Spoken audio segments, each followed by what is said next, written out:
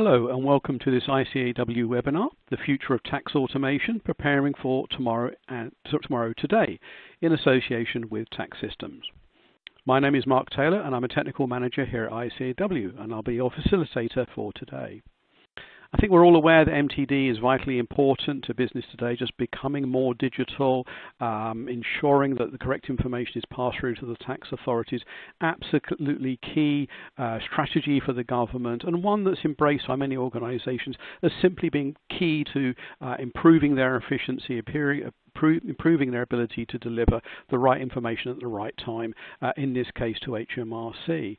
So it'll be very interesting today to get the view of tax systems as how they see that world developing, and hopefully this webinar will prove useful for you today. I very much encourage you to get involved with today's webinar. You can submit your questions to us at any time by typing a question into the question box and pressing send. The questions will come straight to us without being sent to the rest of the audience. We've allowed time at the end for question and answers, so please do keep sending in your questions throughout the webinar. You can also use the question box to let us know of any issues you're having regarding the technology and any difficulties you might be experiencing. We'll do our best to be able to answer those and help you as we go through. Please also take a note of the other widgets you have on screen, which you'll find at the bottom of the console. You can open and close these as needed, as well as sending in your questions. You can download a copy of the slides and find useful links under the resources widget. I'd like to introduce today's speaker. Andy Dancer is Chief Technology Officer at Tax Systems. Andy has been the Chief Technology Officer at Tax Systems since 2016. He is responsible for innovation at all stages of the product lifecycle. Andy will introduce him a little bit further, a little bit more thoroughly in a few moments as well. So before we get started, we're going to have a poll question. It'd be useful to get your feedback on this. The question and the potential answers on screen. How far have you progressed with MTD within your organisation? And the answers could be, we have the bridging component in place for filing submissions via the HMRC API. We already have filed our first return. We are fully compliant with April-October 2020 with a digital link requirement in place.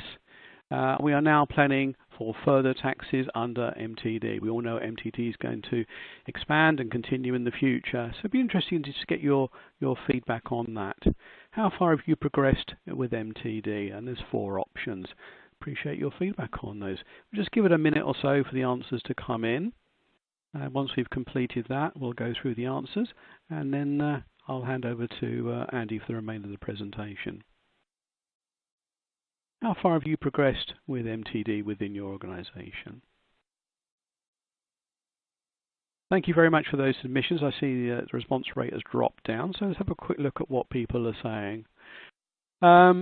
We have the bridging component in place for some 25% of people. That's good, but it's very reassuring. 55% have already filed. Clearly, that percentage could improve somewhat, but it's good to hear that a lot of people are progressing with this. We're fully compliant with the April-October 2020 with digital link requirement already in place. It's 9%. So again, people are looking forward to the future of MTD, which is useful. And we are now planning to for further taxes under MTD for business. Again, just over 9%, so that's interesting to hear. I will now hand over to Andy for the remainder of the presentation. Thank you. Thank you very much, Mark. So, as Mark said, we're going to talk today about the future of tax automation, preparing for tomorrow today. And first thing is just a little bit about me, to say that my background is very much technology and not tax. So I like to operate at the point of transformation where industries are about to be transformed, become digitized. I did e-commerce right back in the late 90s, web content management and so on, as each new technology has worked its way through. So I come at this very much from a technology and automation perspective, although you can't work in a company like Tax Systems for 3 years without learning enough about tax to get dangerous. So let's see how we go this afternoon. So what we're going to touch on making tax digital first of all. So what's the driving force, what's happening now and what's coming next? Then we're going to talk a little bit about why actually making tax digital to one side there are some very good reasons for making the same changes that Making Tax Digital will bring about anyway. The business risk review, because of efficiency, cost savings, risk reduction. We're also going to look at complexity use cases and some stuff around there. And then we're going to talk about what we could be doing right now in terms of preparation. It was interesting to see on the survey that 10% of people, give or take, were one step ahead. They were already ready for the next stage, which was digital links. I suppose looking at that stat the other way, 90% of people have only done the first step that they need to do for MTD. So we'll talk a lot about what's coming up next on that. So firstly, about Making Tax Digital. And what's the driving force behind that? Well, if we stand right back, HMRC have what they regard as a tax gap, an amount of money which they believe they're due from the taxpayer that isn't coming in for one reason or another. And that could be people who are deliberately avoiding paying tax. It could be people who are just getting the calculations wrong, paying late, etc. We've seen that falling over time, so HMRC are doing the right thing and moving in the right direction, but it's taking time. What's happening right now from a company perspective or an advisor perspective is the volume of legislation and the obligations are increasing. 2017 was a bumper finance bill. There were 665 new pages of corporation tax legislation, which one of my colleagues likes to describe as the weight of a baby gorilla when you print it out, just to put that into context. But it's not just corporation tax, it's also VAT, and also with the changes that are happening, dare I say the word this early in the presentation, but if Brexit goes ahead with a deal or without a deal, it's likely that the UK is going to need to make some taxation changes to make it an attractive place for business to come. And obviously if you're in the tax world, then that will be changes coming through to your way as well. The need to demonstrate international transparency. So there are obviously limits. If we unilaterally go too far on tax, then other people object and take action back. So it has to be clear in terms of what's going on. And obviously Making Tax Digital, and we're going to come and talk lots about that in a moment, will increase the frequency of submissions. And so if submissions are still done in the same way that they have historically been, and the frequency goes up, then that's obviously more work for everybody. That's one of the key driving forces behind automation, as we'll touch on several times this afternoon. If we look slightly wider around the world, we're by no means the last, but we're by no means the first either. In Brazil, there is already mandatory electronic invoicing. In Italy, completely mandatory online filing. Russia have a digital first strategy. You could go on down the list. I've given a reference there to a paper if you want to read a little bit more about what's happening around the world. We're doing Making Tax Digital in the UK. It's interesting that so far, all we've done with Making Tax Digital is requested the same information, but in a more digitized way. It hasn't led to additional demands for information, but that may change as we come on to corporation tax and so on, which will follow VAT in due course. So this isn't necessarily the way HMRC would describe it themselves, but this is my sort of analysis and understanding from talking to several people of the way they tend to segment their customer base. There are those who have good process and accurate filing who are basically doing everything right and paying the right amount of tax. That's a great thing in HMRC world, and the idea is to be able to ignore that customer base as much as possible and just let them get on with it. The second section are those customers who are trying to get it right, but have some accidental errors. There are some mistakes somewhere in the process, people are typing things incorrectly, making errors, and so on. HMRC's focus is to try and shrink down that group to help those people who are trying to get it right to get it right. And the reason for doing that is because the third category is those that aren't trying hard enough to comply, which is a polite way of also wrapping in those who are deliberately not complying. And of course the aim there is to come down on them with a ton of bricks. And it's a little bit like finding the needle in the haystack. If you can remove a big proportion of the haystack by helping those people who are making mistakes to get it right, it's much easier to find the needle of the people that are deliberately doing things wrong. So, Making Tax Digital for VAT is in full flow, and again we saw on the poll at the beginning that the vast majority of people have either submitted their first return under MTD for VAT or have already got a bridging solution in place which will keep them compliant for April or October, depending on their business size. April just gone, October was the final sort of deadline for most businesses, but it will be their submission for periods starting the 1st of October, so the filings for that latter group won't actually need to take place until early next year. Let's just run through that timeline to help everybody understand. So October 2018, the pilot began. A selection of businesses whose business affairs were up to date and straightforward. A lot of people who wanted to join the pilot that couldn't because of various complexities in the way their tax affairs happened. But the pilot took place and was as wide-ranging as HMRC were able to make it with the technology at the time.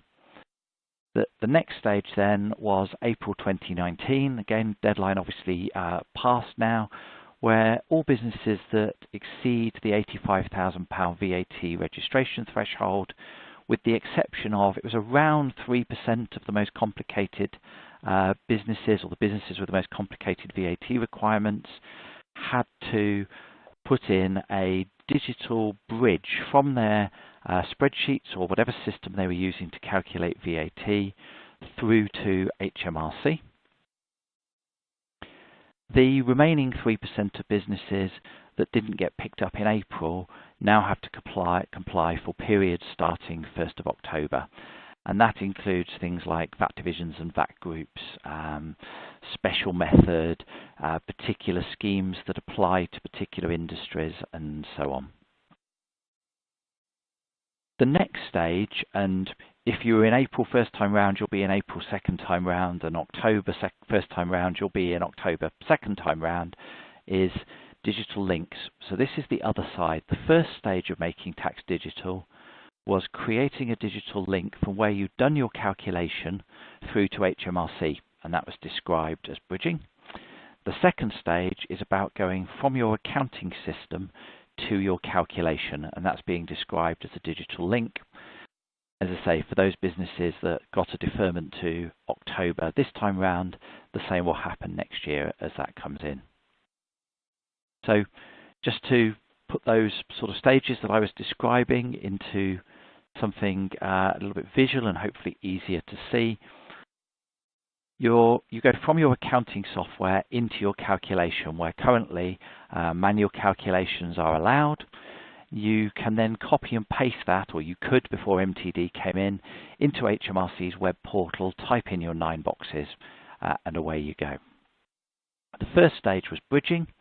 That got rid of the ability to copy and paste information from your calculation through to HMRC, and it used bridging software, or indeed an update to your existing software in the background to make the links to HMRC.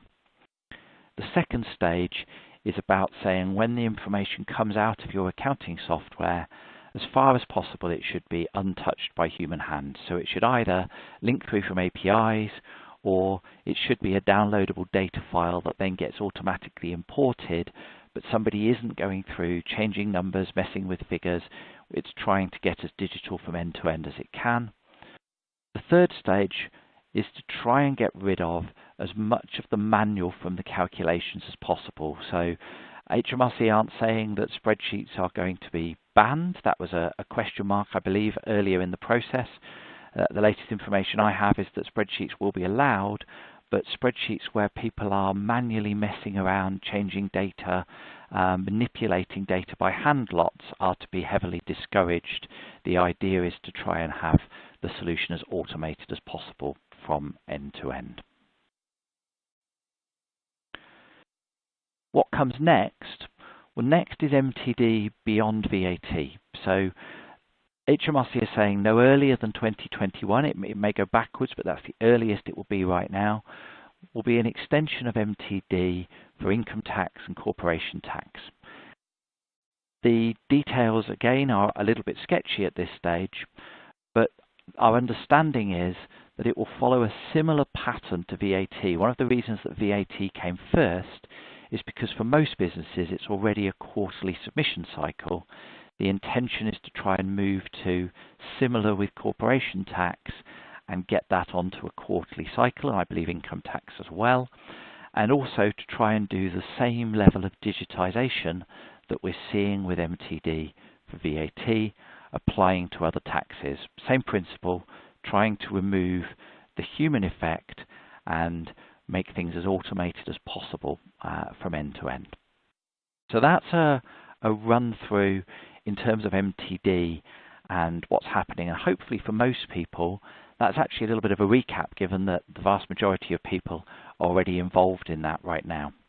What we're going to move on to is saying, well, actually, if you put MTD for one side, why else would you want to digitize your process, automate, and so forth? So I have another poll, which I popped up on the screen now.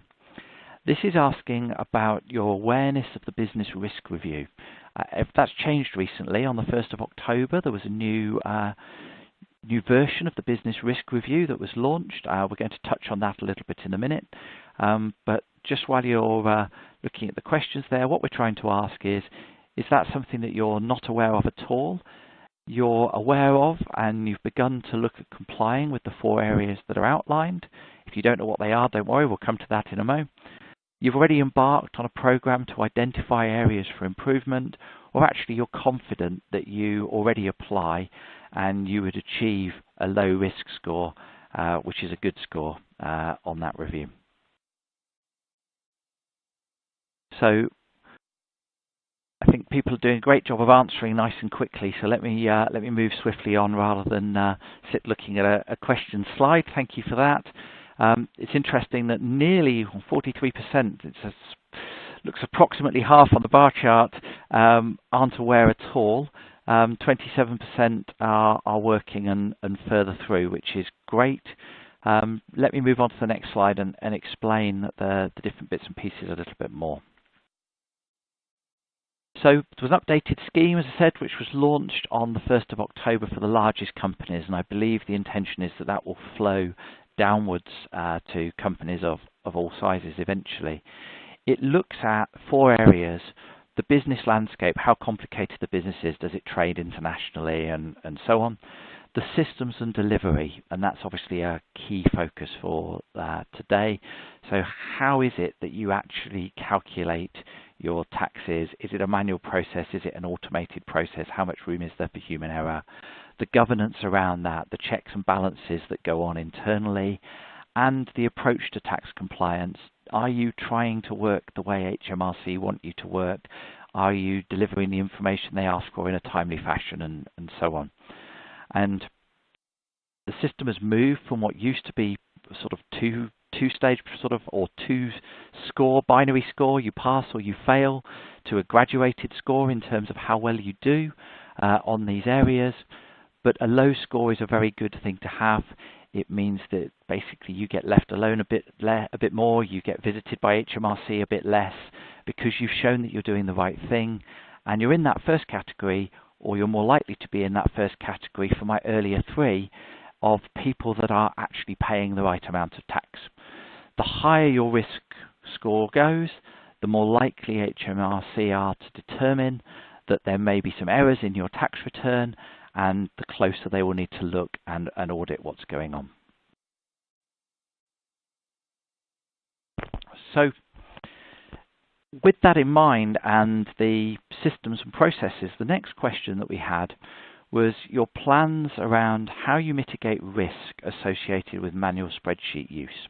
So interested to understand at the moment how much you are reliant upon spreadsheets, and you're just looking to continue using those spreadsheets, but prove to HMRC the compliance by doing lots of checks on what's happening, how much you want to try and find ways to reduce spreadsheet use, how much the intention is, if possible, to get rid of spreadsheets altogether. That's a very scary suggestion for most accountants and tax people, or those people actually who already don't use spreadsheets at all and have a different way of performing calculations. And we'll just give that a moment or two for people to read through the questions and answer.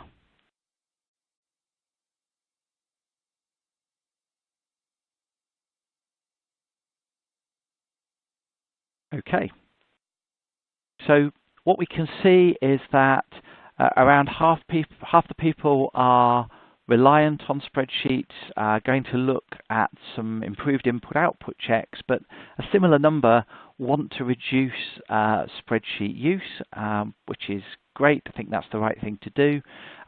Or indeed, over half the people want to either reduce spreadsheet use or eliminate them completely, and a very small percentage of people who are able to do their calculations completely from end to end without spreadsheet use.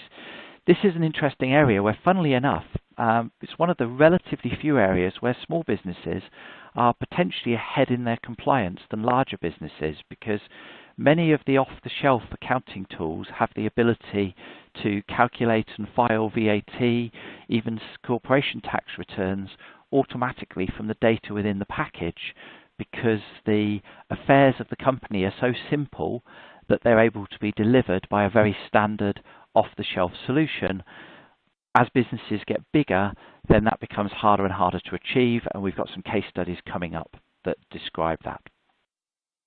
So I have a triangle here which says that really everybody's making a decision between three areas, between how much time they spend trying to do their tax work, how much tooling, by which I mean automated program solutions to do the work, and the penalties that come, in that if you don't spend enough time or tooling, then you increase the risk of penalties.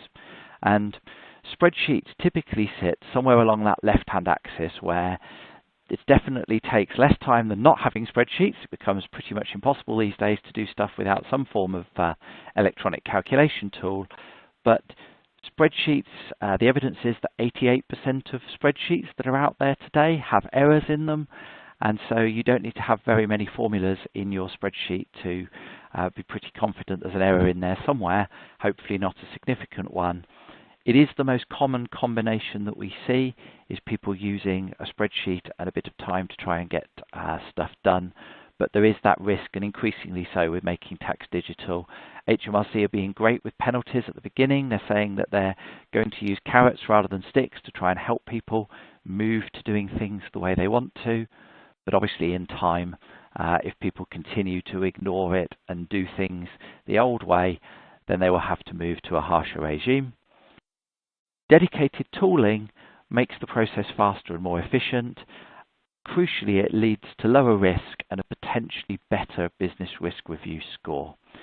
And by dedicated tooling there, I'm talking about a calculation engine of some sort that's designed to take in the data, perform a calculation automatically, and deliver the correct answer.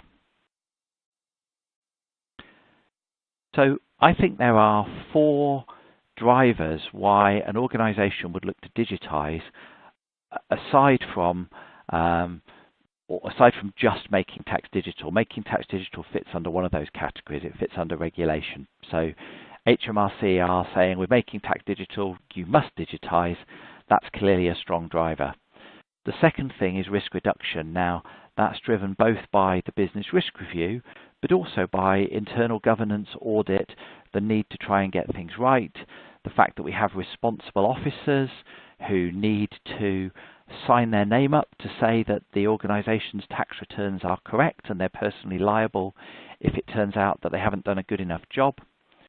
Resource reduction, which is very similar to the point below about rewarding roles. It's about trying to get away from the situation where people are having to wade through lots of data, cleanse and improve that data by hand, to a position where actually people are using the qualifications, skills and experience they've got in the right way, not to wade through data, but to be able to make judgment calls, to be able to look at the processes and continue to improve them. Manual processes simply won't work for that much longer because of the drivers, because MTD will mandate it, because of the need to prove that the method is right, not just the answer. That has tones of my maths teacher coming back to me telling me that it wasn't good enough just to write the answer down. I had to write why I was getting to the answer as well. Business risk review strongly encourages that you show correct working methods that are digitized end-to-end in the process. And of course, internal governance agrees that anything that reduces the chance of error is a good thing. The second thing is because there really isn't time to do it any other way. If you look particularly with corporation tax at the moment, which is done as an annual tax, the proportion of corporation tax that are filed close to the deadline, often on the very last day, is quite staggering, and that's when people have 9 months to get their affairs in order and filed. If corporation tax moves to quarterly, as is expected, and potentially monthly at some point, and eventually the feeling is that taxes will move to a real-time affair where online data is pretty much being shared in real time with the tax authority, then you simply can't operate a manual process and comply under that regime. Without automation, it will be impossible to keep up. So on now, we have 3 case studies to go through, each fairly short, but just to give you a flavour for some real-world examples of where people have come to do this. And the first one is actually our own VAT return internally. As a business, in a sense, we couldn't be simpler from a VAT perspective. We're a software provider. We sell business to business, direct to corporations or to accountancy firms who use our products to provide services to corporations. And so we charge standard rate VAT on everything we sell. When we buy stuff, we reclaim the VAT on the stuff that we can. It's as simple as VAT affairs could be, except that we have a VAT group. And that group meant immediately that our existing accounts package, which was MTD compliant, couldn't handle a VAT filing under a group, and that forced us into a manual process where we saved out the VAT data from our account solution for each company, imported it into Excel, calculated the VAT, and typed that information into HMRC's website. This was prior to making tax digital.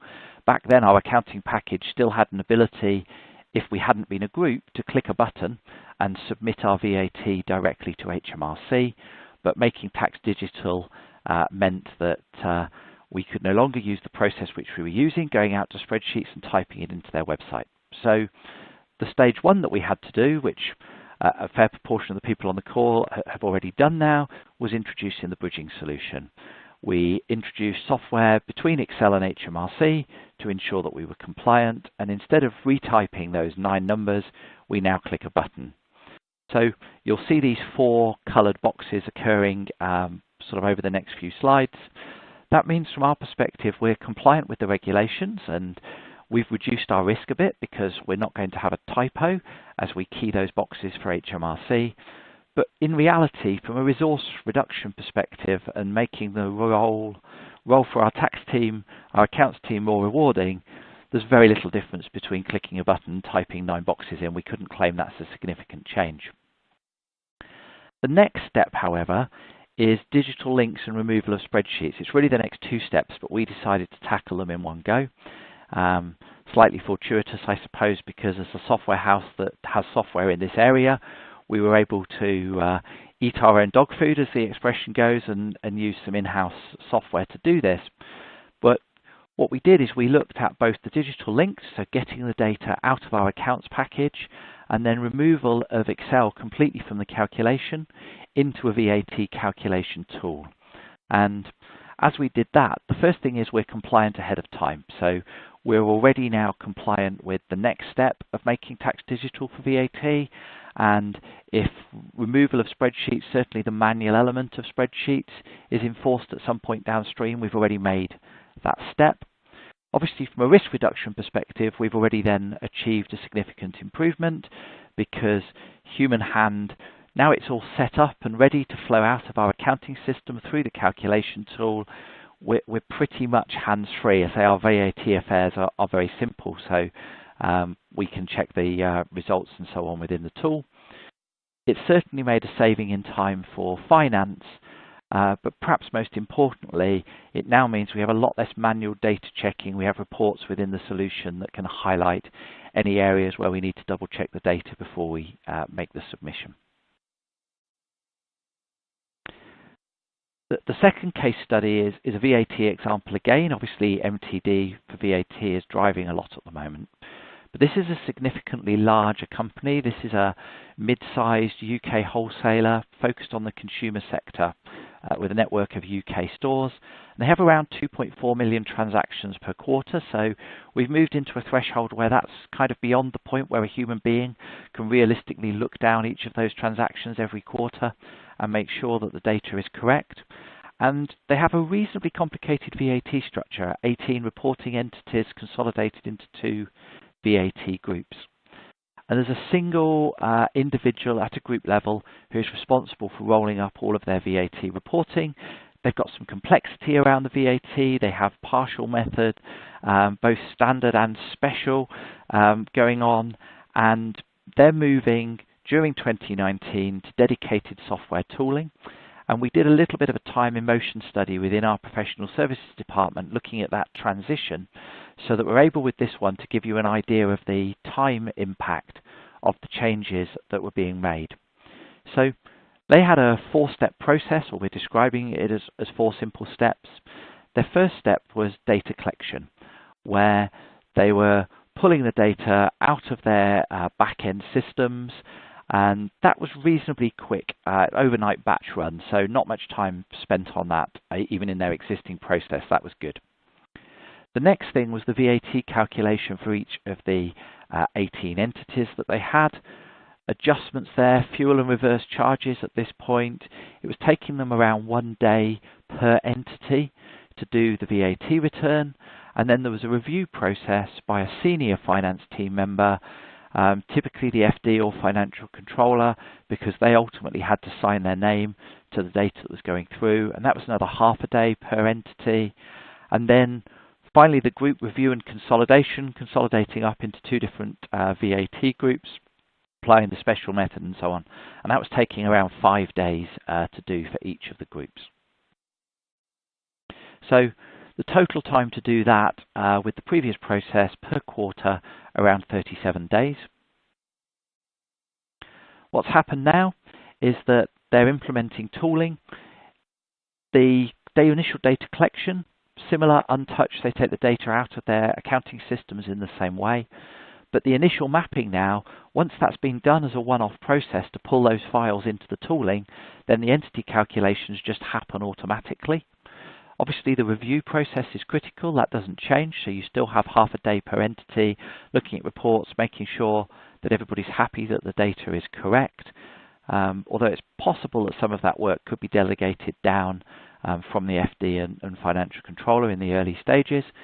And then the consolidation at the end from a group perspective, again, the tooling is able to do that and do a lot of the work, so that reduces dramatically. So this organisation's found that now the total time per quarter is 11 days, and if we reflect on that, that's a saving of 26 days per quarter, 104 man days per year.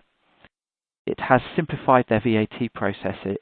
That quarterly pressure of trying to get 37 man days of work in every quarter to do the VAT return in the sort of 30-day period between the quarter closing and the VAT return needing to be filed for larger businesses was tough, and it was tight for them. It's taken a lot of the pressure off. They're confident that they've now reduced the errors through using spreadsheets and reduced the key person dependency at a group level, got rid of that single point of failure where there were 1 or 2 individuals who knew exactly how to do everything, to a tool that everybody's able to use. I wanted to touch at this point back with another little anecdote just on reducing the errors in the spreadsheets. One of the things that we offer to customers as we bring VAT tooling to them is we say, why don't we look back at your previous quarter's VAT return and recompute that for you and prove that we get to the same answer as your spreadsheet, and that will give you confidence to go forward with the tooling. And we've done this with a number of customers now, and we found that, first of all, we were getting quite scared about our new product and whether it was calculating correctly, because we kept getting discrepancies with the customer's previous VAT return. And then what's happened in time is that we've realized that actually, no, where it's wrong, the tooling is correct, and what we're actually doing is uncovering errors that have existed in the spreadsheets that have been used to do that process quarter after quarter, and the tooling is actually getting it correct, and the previous quarter's return and potentially the quarters before that were wrong with the spreadsheets. Not in every case, clearly, but in a significant enough number that it was worth sort of highlighting that. So if we look through again with those sort of 4 steps, this business again is compliant ahead of time. They're already now ready for the next stage of MTD, and they've rolled that out. The risk reduction from getting rid of the spreadsheets, removing the errors, getting rid of the key people dependency is important. They've definitely had a resource reduction, 104 man-days of finance time saved each year, every year going forwards as a result of the new tooling. And of course, from a team perspective, the team have switched from routine data manipulation work through to value add. Third case study is now switching over to corporation tax, and this is a large corporate client. They're a global public sector provider based in the UK. They have 50 reporting entities for corporation tax plus a large UK PLC return. And this business is interesting because they offer large levels of autonomy to their individual businesses that make up their overall group. They have a number of different accounting packages being used. The business has the choice over how they do that, which is great in terms of the autonomy for those businesses, but it means that then consolidating and reconciling up at group level becomes more complicated than it might otherwise be because the data is structured differently and coming from different places. But what they do use is a CT compliance engine as the final point, where once they've got all of that data, they bring it together into their engine in order to do their corporation tax return. So the challenges for them, trying to get the short turnaround of the consolidation from the data into the group is tough. Pressure from the business to file as early as possible. There's a lot of manual spreadsheets that were going on in there in the sort of stages between the data coming out of their systems, trying to gather it in from the different businesses and get it into the calculation engine, risk of error, and of course the large investment in tax team time in order to get that right. So what was going on? What were they doing? They were creating a tax pack spreadsheet, which they sent out via email to the finance teams in each of the 50 entities. Reasonably easy to do that and send it out.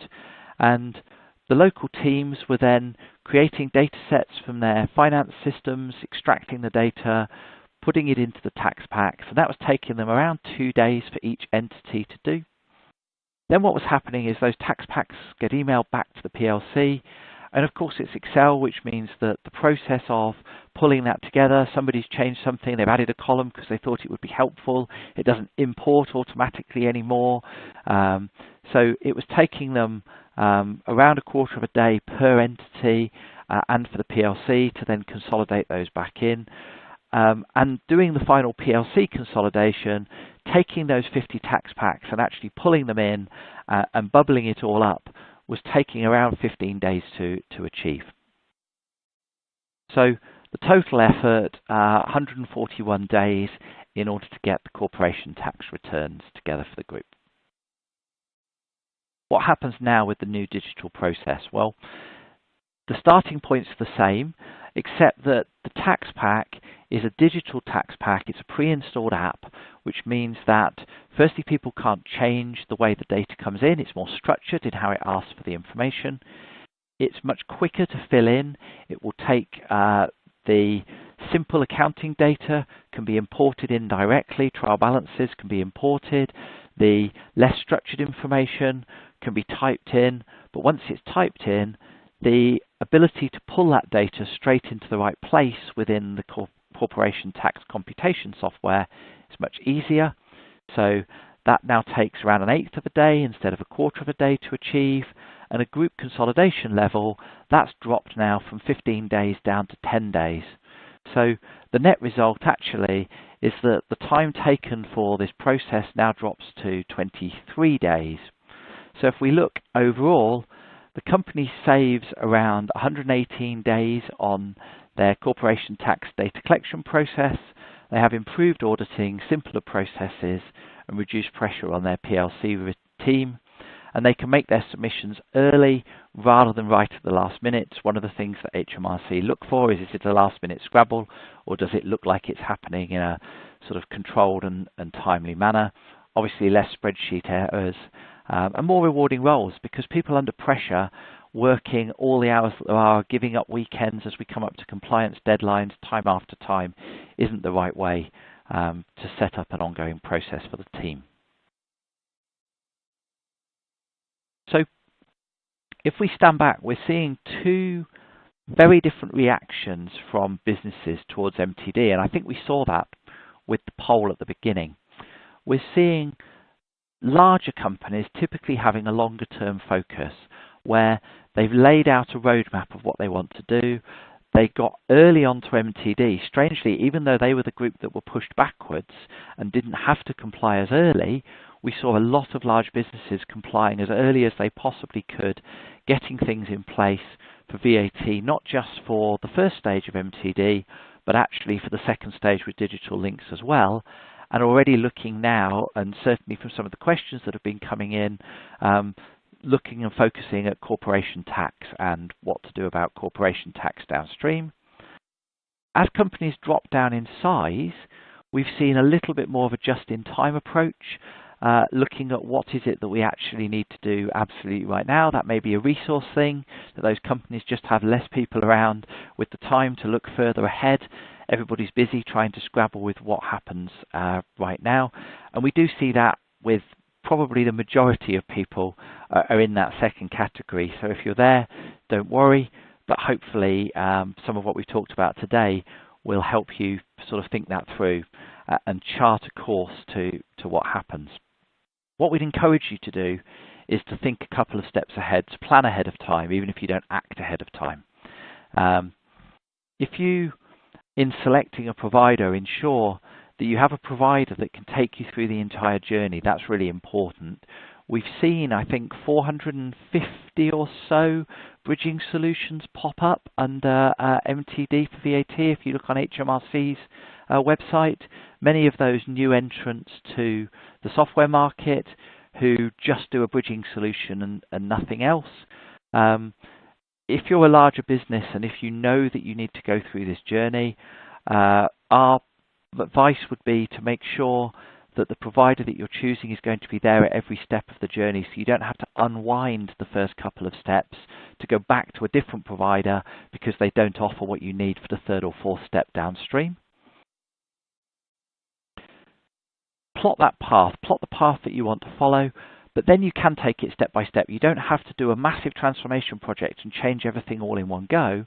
As long as you have a clear laid out path, you can step through what you need to do. This next slide, as we sort of just begin to summarize and wrap up, is what does good look like from an end-to-end process? What are you aiming for? And what we're seeing as we talk to companies in the UK and actually more widely in Europe and around the world who are doing these processes and looking to comply in multiple regimes is that they're looking to form a data lake where they take the data from what is often a myriad of different accounting packages. Even if companies try to have a standardization, there'll often be an acquisition or something that introduces a new business into their stable that uses a different solution. So how do you pull that data together into a common place where you can use it for other business processes, but also to push on into your compliance engines for corporation tax, for VAT, for stat accounts? One of the things that the regulators are starting to do is actually look across the taxes. Does the sales amount that they're seeing being submitted for one tax match the sales amount that they're seeing reported for another tax? So making sure that that data all comes from the same place so it all ties up is really important in making sure that end-to-end compliance happens. So our view is the minimum that you need to put in place, you need to make sure that you stay well ahead of HMRC's deadlines. Being seen to comply early reduces your business risk review score, and that's a good thing. But migrate one step at a time. So you plan ahead, but you make the changes one step at a time. It's much easier to fund within a business if you can do the first step of automation, save some money, and use the money that you use from that first step to fund the next step. you can then just bounce from one step to the next. Look at how you're going to scale through the whole MTD process, including corporation tax, to make sure that what you have is simple, cost-effective, and that it can be audited easily from end to end. So that takes us to the end of the slides. I think at this point I'll hand you over to Mike, who'll take us through Q&A. Thanks very much, Andy, for that presentation. It's very informative. Got quite a number of questions coming in, so I'll give Andy just a second to catch his breath. The first question is from Melanie, and she asks, if the company's corporation tax is calculated and submitted by our auditors stroke tax consultants, will the automated CT element of MTD affect us? Andy, what are your thoughts on that question? So yes, it will. We have customers both who are auditors, accountancy firms, who use software to provide services to companies like you, and direct customers, and both will be affected. So what will be affected? Firstly, if the submissions move from annual to quarterly, as is rumoured will be the case, then you'll have to go through the process that you go through now 4 times a year rather than once a year. And when we talk to our clients who are firms who do this work, if the processes don't change, that would mean that they need 4 times as many people to do the compliance work, and there simply aren't 4 times as many people in the marketplace to recruit. What automation will give is the ability for them to be able to provide the advice, which is why you employ them, for that specialist advice, but without doing 4 times the manual data manipulation work. What impact that will have for you is that you're likely to see tooling coming your way from the advisors that says, these are the tools that we can provide to you to help you extract data from your systems in the format that we want to consume it, so that we can do your return more frequently without having to charge you 4 times as much because the return is being done 4 times a year.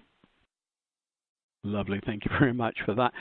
Got several more questions to go through. We've got a few minutes before the end of the webinar, so I think we've got time to cover these. The first one comes from Bridget. How is MTD for corporation tax likely to differ or even be similar to MTD for VAT? Will they share any processes? So the underlying principles are likely to be very similar, which is about the digital end-to-end flow of data.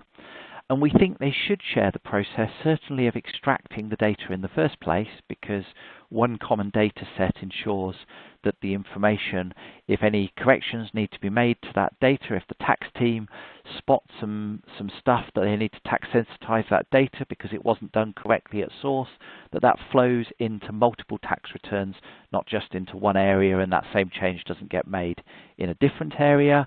And the digital links are likely to be similar. Obviously, the content of the data will remain very different. Indirect tax VAT is typically more transactionally based, whereas corporation tax operates at more of a summary level. Lovely, thank you.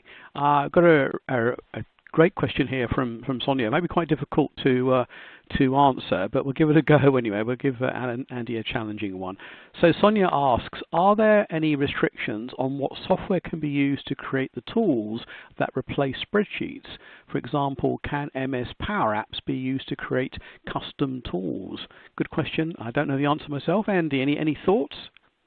As I understand the rules, I would say yes, they can, in that you can set up with the Microsoft tools to automate stuff so that data will flow automatically from end to end, which certainly complies with the spirit of what HMRC are trying to achieve, which is getting rid of that manual stuff. And it means that once they had checked those tools once and been happy from a business risk review perspective that they were delivering the right outcome, then they could be confident potentially in those tools going forwards. I guess my question to you, almost my question back to you would be, financially, is that the most sensible view? There's quite a lot of work involved. Certainly if you have VAT affairs which are in any way complicated, in writing the tooling to do that, you may find it's more cost effective to look for a commercial off-the-shelf solution, but that's obviously entirely down to you and your business making the right judgment for you. Yeah, I think I agree there. I mean, at the end of the day, as long as the application is compliant with the HMRC APIs and conform to that standard, I'm not entirely sure they care too much about the underlying particular piece of software, as long as it is compliant with the necessary legislation that may be coming in the future as well.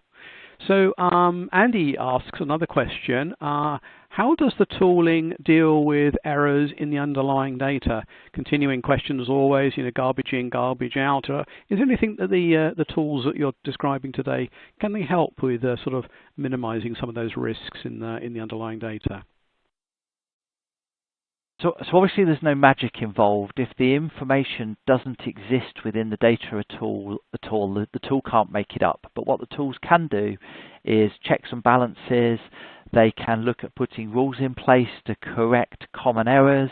We're starting to see the introduction of bits of, I hesitate to say artificial intelligence. I think it's overused. I think we're more talking about machine learning at this stage, probably, than artificial intelligence. But the ability to watch what the human is doing and say, I've seen you correct that in several places. Here are some more areas where you might want to correct similar. So it's not going to be a magic wand, but it will certainly make it easier and create an audit trail of the manual changes that have been made and why, which is a key step in keeping HMRC happy that you're trying to comply. Yeah, thanks, Andy. Good. I've got quite a number of questions coming in today. I'm not sure we'll be able to answer all of them. We'll do our best. If we can't, then maybe we'll answer them through a blog post online. We'll see what we can do today. Will asks, how will more complex processes that impact corporation tax that require subsequent data, for example, transfer pricing or long time lag before a submission, impact MTD? Well, it seems quite an involved question, that one, Andy, but hopefully you can shed some light on that one. Yeah, I mean, that's delving into some specifics where I'm perhaps not the most qualified person to answer, but obviously we can't go backwards with this. So if the original data was set up in a manual way, and those records need to carry forward for several years in order to sort of do the calculation, those elements will have to come in manually, and we have seen that with some areas in the Making Tax Digital for VAT where some of the annual adjustments that happen are allowed to take place outside the automated process as long as the bulk of the transaction work is automated. So I would say similar is likely to be the case for other things. You use transfer pricing as an example. Clearly, if the business has got manual records going back of why they put particular pricing levels in place between different entities within the organization, then I wouldn't expect that to digitize instantly, but I would expect to see in time the flow of the invoices that relate to those particular transfer pricing calculations being digitized. Okay, thank you. Jessica has a question. Can you still have manual calculations on your VAT return for, say, C79 adjustments or adjustments for, say, a supplier invoice is not paid in under 6 months that need to come out of your input VAT until paid? Again, quite an involved question there. I hope that makes sense to you, Andy. I think so. I did say at the beginning I'm not a tax expert, but if I pick up on that last point potentially, where my VAT understanding is that exactly that if your supplier invoice isn't paid after 6 months, you take it out of your VAT return, and then if it subsequently gets paid, you put it back in. So again, these sorts of adjustments, they're allowed. What you need is a record of what you did and why. So rather than just randomly changing a number, ideally what you need is a list of, I suppose they're a little bit like journal entries of the adjustment that you made and why you made that adjustment, so that there's a record of what comes back in, and where they can be minimized, it's a good thing. So the right tooling will pick up that automatically from the data set, and it will look at the reconciliation, the payment of those invoices, and say those invoices haven't been paid, so let's pull them automatically out of the data set that's going through, and then if they are subsequently paid, put them back in again and take care of that. But that doesn't mean that it's not possible to do that. I think there are a block of 3 questions on here from Martin that are related to do with the use of spreadsheets, and saying that exactly as you say, I think spreadsheets are allowed to be used. So hopefully I was clear with that as we went through. Definitely not saying that spreadsheets are banned. What HMRC are trying to get to, I believe, is a situation where the spreadsheets remain relatively set, so that they are set up to pull the data in automatically, to do the calculations and to deliver the answer through to a bridging solution, that they're not being played with by hand every time. That's the manual error that we're trying to remove here. Thanks, Andy. I've got a question here from Kate. The submission part of the process seems like a quick win for HMRC. Where it gets time consuming for me is collecting and cleansing the data from different systems across our groups. Will digitalization help with this? So you're quite right in the quick win, and I guess that's the logic of starting there. The data is clearly back to what you said, garbage in, garbage out. If you don't get the data correct, then everything you do downstream of that is clearly likely to be at fault as well. So what the tooling will do is help highlight some areas in the data to say, hey, have a look at this. But what it won't do, I think, for a while to come, as a technologist, again, I'm looking forward to the day when computers get cleverer and cleverer rather than being scared by it. But I think today we are beyond the power of the computer to do all of this. It still needs the intelligent, skilled human being to look at the information. But what the computer can do is highlight the information that you need to do and potentially learn those patterns as you make changes, and stop you having to do the same boring thing 1,000 times, learn the fact you've done it 10 times and show the other 992 you. Thanks very much, Andy. It's great to have all those questions answered today. Sorry we couldn't quite get to everybody. So just to finish off today, say thank you very much for joining us today. Hope you enjoyed the webinar. And thanks to Andy for being our presenter from Tax Systems. It's been very informative as well. And thanks to all of you who submitted questions. They've been very useful to help understand your concerns, and hopefully by answering those we've shed some more light on the topic as well. We would ask you to just take a moment at the end of the webinar today to complete the survey. It really does help us discover what you're interested in and plan our future webinars as well. So thank you very much to Andy for being our presenter today, and hopefully you enjoyed that presentation. Thank you and goodbye.